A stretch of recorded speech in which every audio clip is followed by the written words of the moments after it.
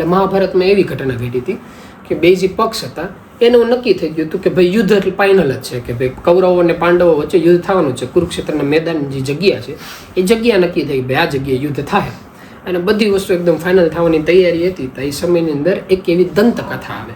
દંતકથા આપણે એવો શબ્દ એટલે વાપરીએ છીએ કારણ કે બધી જગ્યાએ શાસ્ત્ર પુરાણમાં કથાનો કે ઉલ્લેખ નથી.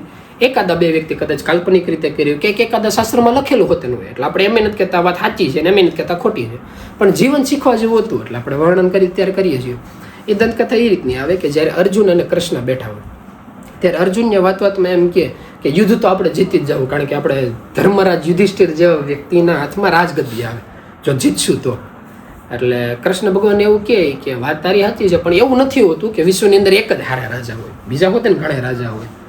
એટલે અર્જુન કે એવું કઈ ન હોય પણ આપણે ભાઈજી છે એની જેવા તો હારા રાજા કે હોય જ નહીં. ખુદ એને ધર્મરાજ ક્યારે કહેતા હોય કે ધર્મના આધારે જિંદગી જેવાવાળા વ્યક્તિ એટલે કે એની જેવા રાજા તો બીજા ન તો ઠીક હોય તમે ભગવાન છો ગમે કયો એટલે મારી વાત તો માની લેવી પડે પણ તો હોતે ને તમે કહેતા હોય તો એક વ્યક્તિનું નામ આપો કદાચ આપણે ઓળખતા હોય નજરઅંદાજ થઈ ગયું હાલો ને તમે હોતે ને રાજા છો એટલે આપણે એમ ગણીએ.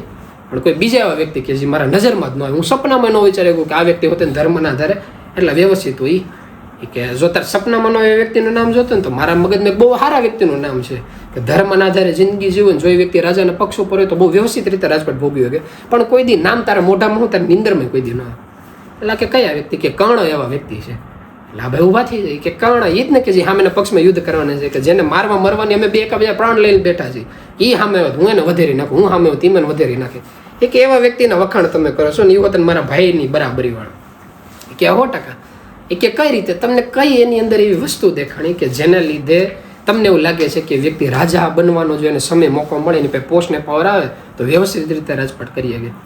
એટલે કે એવી તો જો લિસ્ટ લેવા જાય ને તો આખું યુદ્ધ પૂરું થઈ જાય તો તે લિસ્ટ પૂરું નહીં થાય પણ તારું ઉદાહરણ જોઈતું તો આપણે પ્રેક્ટિકલ ઉદાહરણ કરી જોઈએ. એટલે કે કઈ વસ્તુ કે કામ કરીએ આપણે છે ને અઠવાડિયા પછી હવન કરવા માટે બે વ્યક્તિ જે બ્રાહ્મણનો વેશ લઈને જાય ને હવન કરવા માટે યુધિષ્ઠિરને અહીંયા જાય અને કર્ણને અહીંયા જાય અને જોઈ કે આપણે જે વસ્તુ સાધન સામગ્રીની જરૂર પડે એ લોકો પૂરું પાડી શકે છે કે નહીં. એ કે વાંધો નહીં અઠવાડિયા જેવો સમય જાય ને કૃષ્ણ ભગવાન એની માયાથી વરસાદ ચાલુ કરે. અઠવાડિયું સતત મૂસળાધાર વરસાદ વરસે અને પછી યુધિષ્ઠિરને અહીંયા જાય બે વ્યક્તિ વેશપલટો કરીને જાય કર્ણ આપણે જે અર્જુન અને કૃષ્ણ ત્યાં જઈને યુધિષ્ઠિરને કે અમારે યજ્ઞ કરવાનો છે યુદ્ધ માટે હારા સમાચાર મળે ને ભગવાનની પૂજના હોતે ને થાય કોઈ યુદ્ધ જેવી ખરાબ વસ્તુ કરતા કોઈ સારી વસ્તુ ભેગી થઈ તો સારું કે યુધિષ્ઠિર તૈયાર થઈ જાય કે અરે સાધુ મહારાજ મહાત્મા આવ્યા તમે અમારી ધરતી પાવન કરી બોલો કઈ વસ્તુ જોતી છે તમારી યજ્ઞ કરવા માટે જે વસ્તુની જરૂર પડે આ માંગો એટલે મેં તૈયાર કરી દે. એટલે ઓલા લોકો એમ કે બીજું કાંઈ નહીં પણ આહુતિ કરવા યજ્ઞ પ્રાગટ્ય કરવા માટે અમારે લાકડા જોઈએ કાચા લાકડા તો તમે જો વ્યવસ્થિત એનું વ્યવસ્થા કરી આપો તો અમે યજ્ઞ કરીએ. એટલે ઓલા જે યુધિષ્ઠિર હોય સમય અંદર જે નોખા જે ગુપ્તચરો છે ને કોઈને આદેશ આપે કે જાઓ જ્યાંથી હારા કાચા લાકડા લાગે એ લેતા હોય જે હુકા લાકડા હોય પણ છેલ્લા અઠવાડિયાથી વરસાદ આવતો હોય એટલે એની અંદર જેટલા લાકડા હોય લીલા લાકડા મોટા ભાગે એ તો કંઈ હળગેવા ન હોય જે કોરા લાકડા હોય જે હુકા હોય એ બધા ભીના થઈ ગયા હોય એટલે એનાથી કંઈ સેટિંગ આવે એમ ન. એટલે ઓલા લોકો 1-2 કલાક 2-3 દિવસ સુધી આટો મારીને આવીને એમ કે ભાઈ એવા કે લાકડા અમને આખા રાજ્યની અંદર નજર પૂકી ત્યાં સુધી મેળા નથી છેલ્લા ઘણા ટાઈમથી એટલો વરસાદ આવે છે એટલે કંઈ થઈ નથી શકે. એટલે તો ઓલા જે ઋષિમુનિઓ હોય એમ કે તો પછી યજ્ઞ થઈ એમ નથી વાંધો ને અમે આગળ જઈને યજ્ઞ કરશું. ત્યાંથી અર્જુન એમ કે પણ એમાં વરસાદનો તો એમાં ભાઈનો શું વાક કે ભલે ને કર્ણને અહીંયા જાય કર્ણ ત્યાં જઈને સેમ ટુ સેમ વાત કરે એટલે કર્ણને પૂછે કે બોલો કઈ વસ્તુ જોતી છે.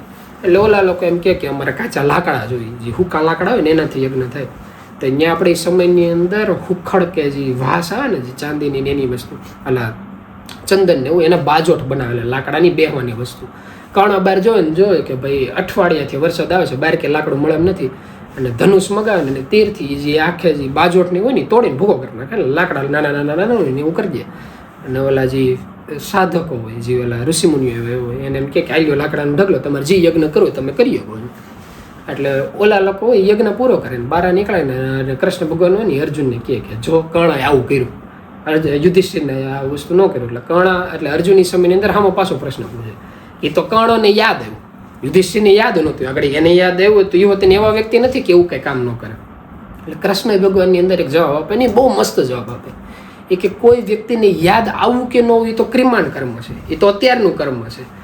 જ્યારે તમે રાજા બનીને બેસો રાજાની ખુરશી ઉપર બેઠો છો અને સામે જ્યારે કોઈ વ્યક્તિ આવશે દરબારની અંદર અને સવાલ પૂછશે કે આમ કરવું કે અમે એક દોષી છે એક નિર્દોષી છે ત્યારે નિર્ણય લેવાની વાત થાય. જ્યારે ધર્મ અધર્મના સવાલ આવીને ઊભા રહે ત્યારે તમે એવો મુદ્દો ન મૂકી શકો, ત્યારે તમે એવો તર્ક ન દઈ શકો કે ભાઈ આ રાજાને યાદ આવ્યું, આ રાજાને યાદ ન આવ્યું.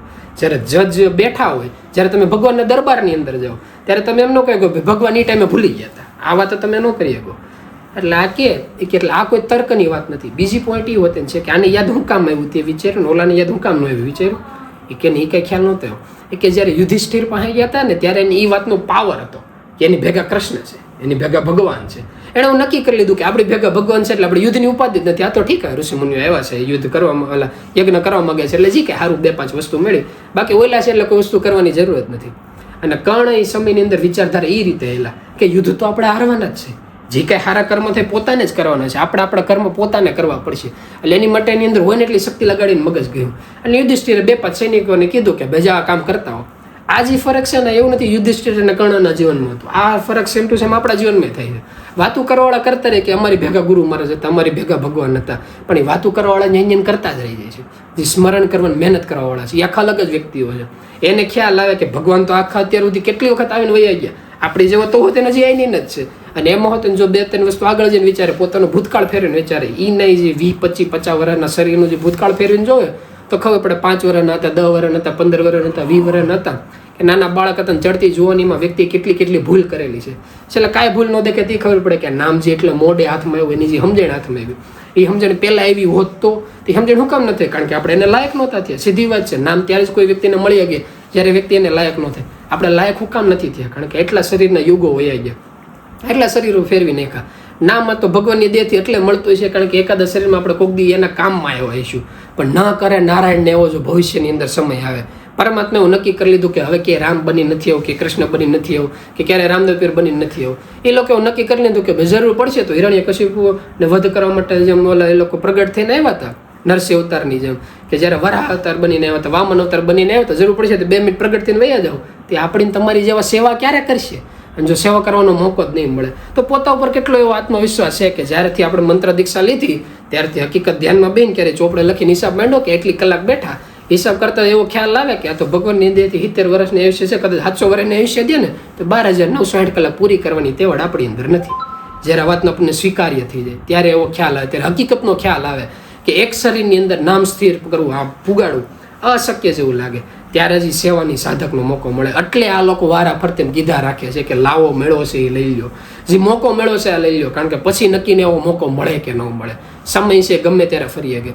એટલે એવું કહેવાય છે કે ઘડીક પહેલા જ વાત નહોતા કરતા ઘણા મામા કે આપણને અનુભવ કરવા દીધો હોય, કે આપણને એક એક્ટિંગ કરવા દીધી હોય, આપણે એક અભિનેતા તરીકે હોય કે જ્યારે આપણને કીધું કે આ તમારું કર્મ છે, જ્યારે આ બે હુબી કર્મ નિભાવશો ત્યારે એવું થાય કે પરમાત્મા ભલે પોતે ન હોય પણ મૃત્યુલોકમાં તો કર્મની જરૂર પડશે. ત્યારે આ આંગળી સીધીને એમ કહેતો જતો ભાઈ જાતો બટા નીચે જઈને કામ કરતો હોય, ત્યારે કામ કરવાને લાયક તો આપણે દેખાવું. એ લાયક બનવા માટે શું કરવું પડે? કાંઈ ન કરવું પડે. કે જ્યારે કોઈ પણ ઓડિયન્સ થતું હોય કે પિક્ચરની અંદર એક્ટિંગ કે નહીં નામનું પિક્ચર બનાવવાનું હોય ને તો તેને એની પહેલાં ઇન્ટરવ્યૂ લેવામાં આવે. ઇન્ટરવ્યૂ લેતી વખતે જેવો સમય આવે કે ત્યારે વ્યક્તિને એમ કે કાગળ દઈ જાય ને એમ કે ભાઈ એક્ટિંગ કરીને બતાવે. ઓલો વ્યક્તિ એક્ટિંગ કરીને બતાવે અને એમાંથી 10 જણા કે 100 જણા કે લાખો જણા એક્ટિંગ કરીને બતાવે ને એમાંથી 5 જણા નક્કી કરે કે ભાઈ આ 5 જણા બરાબર છે. પછી એના ઉપર પિક્ચર ઉતારવામાં આવે. હવે જો હકીકત આમાં 5 જણા નક્કી થતા હોય ને એક ડાયરેક્ટરને હારા પગાર દેવા માટે એટલા વ્યક્તિને મળી જતો વિચાર તો કરો કે પરમાત્મા છે એની પાસે આત્માઓની કમી જ નથી. કે આંગળીના વેઠે હોય તમે ગમે એટલું કોમ્પ્યુટર બહાર લે તો તેને આત્માઓ કોઈ ગણિત નથી કેમ, કારણ કે વ્યક્તિ મનુષ્ય મેજીની હાલે ગણતરી કરીએ કે કંઈક પશુ પક્ષી હોય તેને અમુક જંગલની અંદર રણને કહીએ કે ભાઈ આ જગ્યાએ એટલા સિંહ છે, આ જગ્યાએ એટલા વાઘ છે, પણ એક એક પુષ્પ, એક એક જે પક્ષી છે, એક એક જીવજંતુ છે, એક એક બેક્ટેરિયા છે, આ એક એક વસ્તુ સજીવ છે, એક એક આત્માની ગણતરી કોણ કરી લેવાના? એટલા ઓપ્શનો એ લોકો પાસે છે કે જેનો આંકડાની અંદર કોઈ નાપ ન આવે, કે અબજોની અંદર તો ખાલી મનુષ્ય મેજની છે. એટલા આત્માઓ એની પાસે છે. એમાંથી એને એક નાનકડું કામ હોપવાનું જો એમાં આપણો એમાં વારો આવતો હોય, આપણે એમાં ઈચ્છા થતી હોય તો સમજી લેવાનું આગળના શરીરની અંદર જાણે અજાણે કોઈ એવા પ્રભુના કે એકાદા ગુરુના હાથ નીચે આપણે કયાથી કામ થઈ ગયું હોય અને લાયક આપણને એ લોકો દેખાણા હોય. અને આ વાતનો ક્યારેય ઓલા કૃષ્ણ ભગવાન કેમ ક્યારેય અભિમાન નહીં કરવાનું, એને એક પ્રકારનો એવો સ્વીકાર કરવાનો, એક પ્રકારનો આભાર માનવાનો કે તમે અમને આ કામ માટે નિયુક્ત કર્યા. આ વાતનો ખ્યાલ રાખવાનો. એટલે આની જે વાત હતી એ જે કૃષ્ણ ભગવાન હતી અર્જુનને સમજાવતા કે કર્ણોએ આગળના શરીરની અંદર ભલે જે કેવું એના આધારે અત્યારે કર્મ ભોગવે છે, પણ હાલમાં એના કર્મ એટલા વ્યવસ્થિત છે કે એના આધારે એના મનની અંદર જે વિચાર છે ને એટલા શુદ્ધ છે. આ તો સમયના આધારે એવું છે કે હા એના પક્ષમાં છે, બાકી જો આ પક્ષમાં હોય તો યુધિષ્ઠિર કરતા હારા રાજા તરીકે રહી શકે. એટલે એમ કહીએ છીએ કે સામે કોઈ પણ વ્યક્તિ આવે ક્યારે નાના હુના નહીં સમજવાના. જીવન છે શાંતિથી વિચારવાનું. સામેવાળો વ્યક્તિ ગમે એટલો ઊંચો કે નીચો હોય, જોવાનું કે આપણે કેટલા ઊંચા કે નીચા છીએ. બીજા વ્યક્તિ કરતાં આગળ કે પાછળ જવા કરતાં આપણે પોતાનું પ્રતિબિંબ અરીસાની અંદર જોવાનું કે ગઈકાલે આપણે હતા એની કરતાં આજે આપણે એક સ્ટેપ આગળ વધ્યા કે ન વધ્યા, આગળ વધ્યા કે ન વધ્યા, ન્યાન્યાન રહ્યા કે નહીં. પહેલાં એ વાતનો ખ્યાલ આવવાનો કે કાલે આપણે 5 મિનિટ બેઠા હતા, આજે આપણે 5 મિનિટ બેહવા ટ્રાય કરી કે નહીં, હાંજે હોતી વખતે 2 શ્વાસ લેવાની કોશિશ કાલે કરી હતી કે આજે કરી કે નહીં. જ્યારે આ રસ્તા ઉપર હાલતા જાઓ ત્યારે જિંદગીમાં દુનિયા ઊંધી ખીચતી ખાય કે ન થાય. નિસંદેહ એ આત્મા આજ નહીં તો ક્યાલ મોક્ષ ગતિને લાયક થાય. પરમાત્માનો જેદી તેદી દરબાર ભરાય, જેદી તેદી લોકો નક્કી કરે કે આપણે અલબેલા માણસોની સીધ મિટિંગ બોલાવતો ત્યારે ખૂણે ખાસ કે એકાદા ખૂણામાં હોતે ને આપણું કંઈક નામ હશે. ભલે એ લોકો કોઈ મકાન બાંધી બેઠા હોય એની અંદર ખૂણામાં કંઈક કરોળિયાના શરીરમાં હોતે ને આપણને રૂપરંગ આપ્યું હોય કે જ્યારે મારવાનો ટાઈમ હોય ત્યારે એ લોકો એને હાથથી હોતે ને એને વધારે તો હોતે ત્યાં આપણું નામ હશે. એટલી એક એવી આશા રાખવાની કે એને નિકટ ગમે એટલી જી બરોબર લાગી કોશિશે રહેવા ટ્રાય કરવાની. અને એક જ રીતે રહ્યા ગયું છે. ગુરુ મહારાજે જે કીધું એ કર્મનું પાલન કરવાનું, મનને સ્મરણમાં લગાડવાનું. આની સિવાયનો કોઈ રસ્તો જ નથી, આની સિવાયનો કોઈ જવાબ જ નથી. એટલે જ્યારે આવું થાય, જ્યારે કર્ણ અને અર્જુનની વાત પૂરી થાય પછીથી આખી કથા એ રીતની ચાલુ થાય કે ત્યાંથી જે ભીષ્મ પિતામહ હોય ને એ એવું નક્કી કરીને બેઠા કે યુદ્ધ જેટલું થાય ને એટલું ટાળવા કોશિશ કરવાની, પણ પોતાથી હોય એટલી શક્તિ લગાડી દીધી હોય એમાં તો કંઈ થઈ કેમ ન હોય. એટલે છેલ્લે એ એવું હોય એના જીવનની અંદર કે જ્યારે એ વ્યક્તિ કન્ફ્યુઝ થાય ત્યારે કોકની પાસે સલાહ લેવા જાઓ ને બધા વ્યક્તિ એને કરતા નાના તો સલાહ લેવી કોની પાસે. એટલે જ્યારે એને એવું થાય ને ત્યારે ગંગા તટની નજીક વયા જાય, ત્યાં જઈને માતાનો પુકાર કરે કે માતા પ્રગટ થાવ. ત્યાંથી ગંગા ઘણી વખત પ્રગટ થાય અને પ્રગટ થઈને એને પૂછે કે મારા મનની અંદર આ સલાહ છે, આ પ્રોબ્લેમ છે, તો આનું સમાધાન કરો, આનું સોલ્યુશન બતાવો. એટલે જ્યારે યુદ્ધનું નક્કી થઈ જાય ને એટલે ભીષ્મ ગંગા તટ પાસે છે ને ત્યાં જઈને એમ કે માતા પ્રગટ થાવ, મને આમાં નીકળવાનો રસ્તો બતાવો કે કઈ રીતે હું યુદ્ધ રોકી શકું. મારી અંદર થાય એટલી મારે શક્તિ લગાડવી છે. હજી એવું કોઈ વસ્તુ નથી ને કે હજી મારી નજર બારી વહી જતી હોય. ખુદ કૃષ્ણ ભગવાન આવીને વહી ગયા, શાંતિદૂત બનીને ખુદ પરમાત્મા પોતે આવ્યા હતા જ્યારે એ એમ કહીને ગયા હતા કે હવે યુદ્ધ થાય, હવે આ રોકાય નહીં. તો આને રોકવા માટે હું શું કરી શકું? એટલે જે ગંગા હોય ને પ્રગટ થાય સમયની અંદર અને પ્રગટ થઈને એમ કે જો વાત તો એવી છે કે યુદ્ધ આગળ 1 જ સેકન્ડની અંદર રોકાઈ જાય કે જે તું પિતામહ તરીકેની તારી જે પોસ્ટ છે એ પોસ્ટ પ્રમાણે કહી દે કે યુદ્ધની અંદર હું નહીં જાય. અને દુર્યોધન તારી વાત ખોટી છે, ઓલાની વાત સાચી છે. યુધિષ્ઠિરને એને રાજ્ય દઈ ગયો, અડધું જે કરવાનું છે, છેલ્લે 5 ગામ માંગ્યા હતા, એટલી વસ્તુ દઈ ગયો એટલે યુદ્ધ પૂરી થઈ જાય વસ્તુ હતી. આ કે થઈ કેમ જ નહોતું, પણ છે એવું કે તે તારા પિતાના સ્વરૂપની અંદર એવું નક્કી કર્યું હતું કે જે કોઈ મેન ખુરશી ઉપર બેસે ને મારું પિતાનું રૂપ જોઈએ. અત્યારે ધૃતરાષ્ટ્ર બેઠો છે, હવે આંખે તો અંધ કેવા પૂરતો, બાકી હકીકત એને મનની જે દ્રષ્ટિ છે ને એ તેને અંધ રાખી દીધી છે. એની માટે યુધિષ્ઠિરજી કી વાત સાચી છે. એટલે કે એનું કંઈ થઈ ન કેમ હારે તું તારા પ્રતિજ્ઞાની અંદર બંધાયેલો છો, તારે તારી પ્રતિજ્ઞા હાચવીને તારો ધર્મ બચાવો છે. એ વસ્તુ આપણા જ જબરમાં આવતી નથી કે મારા અંદર એવી કોઈ ચોપડી નથી કે જેની અંદર આ પ્રશ્નનું સમાધાન હોય. હા, એક એવા વ્યક્તિ છે કદાચ તું એની પાસે જા તો એ વ્યક્તિ તને કંઈક થોડી ઘણી હોતે માર્ગદર્શન દે. એટલે ઓલા લોકો કે એવા કયા વ્યક્તિ છે કે ખુદ કૃષ્ણ પોતે મૃત્યુ લોક ઉપર જ્યારે આખી ગીતા પોતે છે, આખો ધર્મ જ પોતે છે ને તું મારી જેવા વ્યક્તિ પાસે આવીને હું કામ માંગશો? અત્યાર સુધી તેવું હતું મારી કેપેસિટી હતી, તા લગન જવાબ દેતા હતા કે જેવી રીતે સૂરજ ઉગ્યો હોય દિવસનો સમય હોય ત્યારે મીણબત્તી કરીને હું રસ્તા ઉપર નીકળવાની જરૂર છે કે જ્યારે સૂરજ જ એટલું અંજવાળું આપી રહ્યો છે પછી આખું બંધ કરીને નક્કી કરે કે હું આંધળો શું, તો ભૂલ પોતાની કહેવાય. એટલે કે આંખ ખોલ, કૃષ્ણ પાસે જા, એક જ તને કોઈ ખારી સલાહ દે કે એટલે કે સારું. એટલે કૃષ્ણને આરાધના કરે કે પ્રભુ જો આગળ આપણે ફેસ ટુ ફેસ ભેગા થાવ તો સમાજ ખબર નહીં જાણે ન જાણે હું ગણે, પણ જો તમે મારી નજર સામું પ્રગટ થઈ શકતા હોય તો પ્રગટ થઈને અમને કોઈ માર્ગદર્શન આપો. એટલે એ સમય અંદર એવું બતાવે છે કે જો તમે ટીવી સિરિયલ જોતા હો તો જે જૂની જે કૃષ્ણ લીલા હતી એની અંદર એવું આખું સિન્સિનેરી બતાવે કે જ્યારે ભીષ્મ આરાધના કરે ત્યારે કૃષ્ણ પ્રગટ થાય. અને કૃષ્ણ એટલે ઓલા શરીરવાળા કૃષ્ણ નહીં, એનું જે આખું રૂપરંગ વાણી વર્તન એ આખું અલગ જ હોય. કારણ કે જો ઓલું શરીરવાળું કૃષ્ણ એટલે એ તો ચોખ્ખું મોઢે જ કહી દે કે તો પછી તમારો જે ધર્મ છે ધર્મ મૂકી ગયો કે યુદ્ધ માટે તૈયાર થયો, આની સિવાય ત્રીજો કોઈ રસ્તો નથી. પણ એની સિવાય જ્યારે વ્યક્તિ એના આત્માની પોકાર કરે એટલે જે સામે જે વ્યક્તિ બતાવે ને જે કૃષ્ણ રૂપ એના આત્માનું પ્રતિબિંબના રૂપમાં બતાવે કે જ્યારે મન વિચલિત થાય ને ત્યારે પોતાનો આત્મા જ પોતાને સાચી સલાહ આપી શકે. અને જે વાત ઘણી વખત ઘણા મામા હોતે એની વાત કરતા હોય કે સામેથી કે એથી કે કોઈ ચોપડામાંથી કે કોઈ પણ મહાભારત છે, ગીતા છે, કુરાન છે, બાઇબલ છે, આ એક એવી જગ્યા નથી કે બધી વસ્તુ ભેગું કરીને તમે બ્લેન્ડર મારીને એનો રસનો ઘૂંટ બનાવીને પી જાઓ ને એમાંથી જ્ઞાનનું ટીપું ન મળે. એટલું સામે સમુદ્ર આપણી અંદર ભરાયેલો છે. આ જે આત્માની અંદર સમુદ્ર છે ને આને ઓળખો. એટલે એ આત્માનો અનુભવ માટે જે કૃષ્ણ જે ભીષ્મ હોય એ કૃષ્ણની આરાધના કરે કે તમે આત્માના રૂપમાં મારી સામે પ્રગટ થાઓ અને મને સલાહ આપો, માર્ગદર્શન આપો. એટલે સમયની અંદર કૃષ્ણ પ્રગટ થાય અને એમ કે બોલ ભાઈ શું કરવું છે? એ કે જો મારી જે ધર્મ હું માનીને બેઠો છું એને મારે છેડતી નથી કરવી. બીજી વસ્તુ મારી સાથે મેં થાય એટલી કોશિશ કરી યુદ્ધ રોકવાની, યુદ્ધ રોકે એવું લાગતું નથી, કારણ કે ખુદ કૃષ્ણ કહીને ગયા છે. તો હોતે મારે હજી એક પ્રયાસ કરવો છે, પણ કોઈ એવો રસ્તો નથી દેખાતો કે કઈ રીતે હું યુદ્ધ રોકી શકું. એવો કોઈ વ્યક્તિ છે કે જે મારી ઉપર હોતે ના આવતો હોય સમાજની દ્રષ્ટિએ, કે જે આવીને આવડા જે ધૃતરાષ્ટ્ર છે એને સમજાવીને એમ કહીએ કે ભાઈ તું રહેવા દે આવા, કે જે કોઈ આવા મારા ધર્મની અંદર બંધાયેલો નથી, જેવું હોય એવું મોઢે કહીએ કે એવો કોઈ વ્યક્તિ છે કે જે મારાથી ઉપર આવતો હોય સામાજિક રીતે, અને તો તેના વ્યક્તિને સમજાવીએ કે વ્યક્તિ તો છે એ કે તો કયા આવ્યા વ્યક્તિ છે મને કયો તો ખરા, એટલા વર્ષોથી બે વ્યક્તિ મારા મગજમાં નથી આવ્યા. કે તારો મોટો ભાઈ તું ભૂલી ગયો? કે મારા કયા મોટા ભાઈ? કે વેદવ્યાસ મુનિ. વેદવ્યાસ મુનિ એવા છે, હકીકત ભીષ્મ અને વેદવ્યાસ બતાવી, બે ભાઈઓ બતાવે. એટલે એ સમયની અંદર જે ઓલા રાજા હોય ને એમાં નથી કહેતા કે પહેલી નારી કે બીજી નારી, એ રીતનું બતાવે. એટલે બેની માતા એક બતાવે, પિતા અલગ બતાવે. એટલે એ રીતે બતાવે કે જે વેદવ્યાસ છે એ એવા છે જે સામાજિક દ્રષ્ટિએ હોત ને સંસાર રીતે મહાન કહેવાય, એની સિવાય જ્ઞાનની અંદર હોત ને મહાન કહેવાય. તું એને આરાધના કરે. વેદવ્યાસ જો આવીને અને જે એ સમયની અંદર ધૃતરાષ્ટ્ર છે એને સમજાવવા માટે કોશિશ કરીએ કે એટલે તું જે રસ્તો માંગતો હતો ને છેલ્લી એક એવી સીડી છે કે આનથી ઉપર પછી બીજા કોઈ વ્યક્તિ નહીં આવે. લાખે આ તમે વાત સાચી કહી. એટલે એ સમયની અંદર એ આરાધના કરે, એના ભાઈને બોલાવે વેદવ્યાસ ઋષિ એને કે તમે આવો અને ધૃતરાષ્ટ્રને સમજાવો કે ભાઈ આમ ન હોય આમ હોય. એટલે સમયની અંદર વેદવ્યાસ પ્રગટ થાય, અને પ્રગટ થઈને આવીને એમ કે સારું હાલો તમે જે જગ્યાએ કહેશો ત્યાં આવજો. અને એ સમયની અંદર જે વેદવ્યાસની જે મનોસ્થિતિ બતાવી બહુ વ્યવસ્થિત બતાવે. એ વ્યક્તિ ત્યારે જ જે એ સમયની અંદર ભીષ્મ હોય એને એમ કહી દે કે જો હું આવું છું, આવીને હું એને સમજાવવા કોશિશ કરી. પણ હાયર હાયર વેદવ્યાસને ભૂત ભવિષ્ય વર્તમાન બધી હસ્તગત હોય. મહાભારતની જે આખી ચોપડી છે ને આખી ચોપડી જેણે લખેલી છે, એ આખા ચોપડીની અંદર એકે એક લખાણ છે કે યુદ્ધ થાય ત્યારે કૌરવ આ પક્ષમાં છે, પાંડવ આ સાઈડે છે, આ વ્યક્તિ તીર મારશે એનાથી આ મરશે, આ વ્યક્તિ તીર મારથી અને આ મરશે, કયા કયા ક્ષણે કયા કયા વ્યક્તિનું મૃત્યુ થાય ને આ મૃત્યુ સહિતની ઘટના એ મહાભારતની ચોપડીની અંદર લખેલી હોય કે જે આખી ઘટના ઘટવાના કેટલા વર્ષ પહેલાની વસ્તુ છે.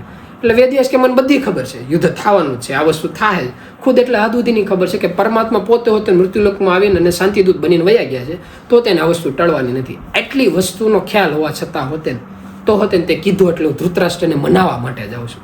આ વિચાર કરો કેટલી મોટી વસ્તુ છે. આ એટલી મોટી વસ્તુ છે કે આપણને ખબર જ છે કે આ ઘટના ઘટવાની છે, તો હોતે આપણે વસ્તુ કરવા જઈએ છીએ.